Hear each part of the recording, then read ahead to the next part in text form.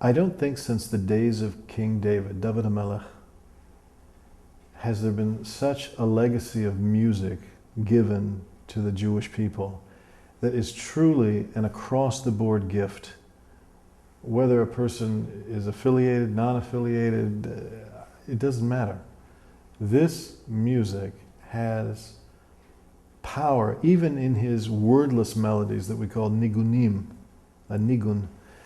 Just to sing that, it's an expression, an overflow of his own soul. Shlomo Carlebach brought us love set to music.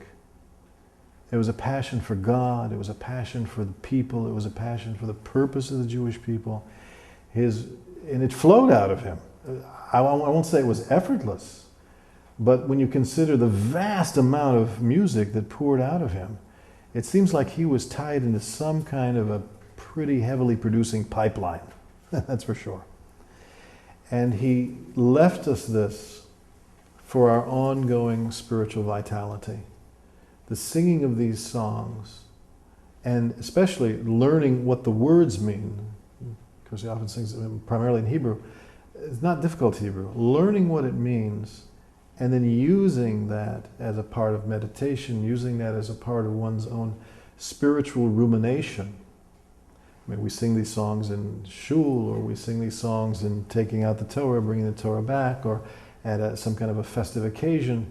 But going a step further with these wonderful gems and bringing them into our personal experience, singing them in the car, popping a Shlomo tape or CD into the player and singing along with, and because there's something very, somebody asked me recently, how do I have a spiritual experience? And I said to him, breathe. What? Breathe. Because the word breath in Hebrew and in Greek and in Latin, breath means spirit. Spiritu in Latin, ruach in Hebrew, pneuma in Greek. So when we sing, we engage the breath. Singing is a spiritual experience. And it enlivens and energizes and encourages and animates a component within us that actually gets the connection going. I remember I attended a minyan in services in California that was heavily influenced by the legacy of Shlomo Carlebach. It's called the Happy Minyan. And I long have felt, and I'm on record as saying this, that I felt the Happy Minyan's approach, and that would relate to aspects of the Carlebach Shul here as well in New York, that this could serve as a template for many places to fulfill what David HaMelech, King David, said to us in terms of our service of God. He said, Ivdu et Hashem b'simcha. Serve Hashem out of happiness, joyfulness.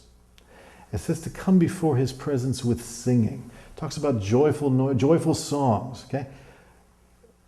Rabbi Shlomo Carlebach gave this generation those tools. It's our job to utilize them. There are other groups beyond the Jewish world even who have co-opted these very songs and are using them every day and in their services to engender a kind of Jewish flavor to their services. And, we're kind of going, jingling the car keys, going, got to get out of here, Aleinu l'shabeach. We have power in these songs because they came from a place of pure spirit. And there is a tradition that when a Rebbe gives out a nigun to his disciples, it's as if he has imparted his breath to them. It's not just the melody.